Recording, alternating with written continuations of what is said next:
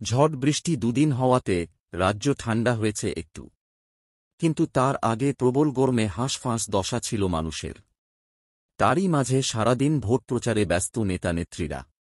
লোকসভা নির্বাচনের প্রচার করতে জেলা থেকে গ্রাম, গলি থেকে রাজপথ ঘুরে বেড়াচ্ছেন। দিনে ২-৩টে করে জনসভা করছেন মমতা।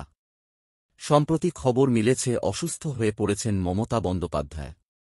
হঠাৎ করে কি হল তাঁর, জানুন। প্রচণ্ড গরমে জনসভা করেই এক প্রকার কাহিল হয়ে পড়েছেন তিনি। মঙ্গলবার নিজেই জানালেন, কার্যত কথা বলার শক্তি হারিয়েছেন তিনি। ঠিকভাবে কথা বলতে পারছেন না তিনি। দলীয় প্রার্থীদের সমর্থনে সভার পর সভা করছেন তৃণমূল নেত্রী মমতা। তীব্র রোদ মাথায় নিয়ে অনেক সময় মিছিলে হাঁটতে দেখা যাচ্ছে তাঁকে। সেই সঙ্গে মঞ্চে দাঁড়িয়ে ভাষণ তো রয়েছে অনর্গল। মঙ্গলবার পুরুলিয়ায় দলীয় প্রার্থী শান্তিরাম মাহাতোর সমর্থনে জনসভা করেন তৃণমূল নেত্রী। এরপর বাঁকুড়ার প্রার্থী অরূপ চক্রবর্তী এবং বিষ্ণুপুরের প্রার্থী সুজাতা মণ্ডলের হয়ে করা জনসভায় যোগ দেন তিনি। সেই সভায় দাঁড়িয়েই মমতা জানান, রোজ বক্তৃতা দিতে দিতে কথা বলার ক্ষমতা অনেকটাই হারিয়েছেন তিনি।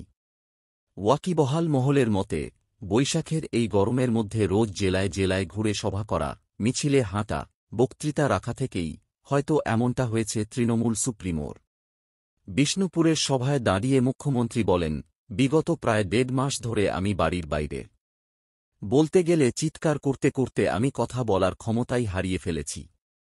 গতকাল বিষ্ণুপুরের সভায় দাঁড়িয়ে ফের একবার সন্দেশখালির ঘটনা নিয়ে সুর চড়াতে দেখা যায় মমতাকে। সন্দেশখালি স্টিং অপারেশনের ভিডিও নিয়ে বর্তমানে উত্তাল রাজ্য রাজনীতি। ভাইরাল ভিডিও সত্যতা কতখানি তা নিয়ে সংশয় রয়েছে অনেকের।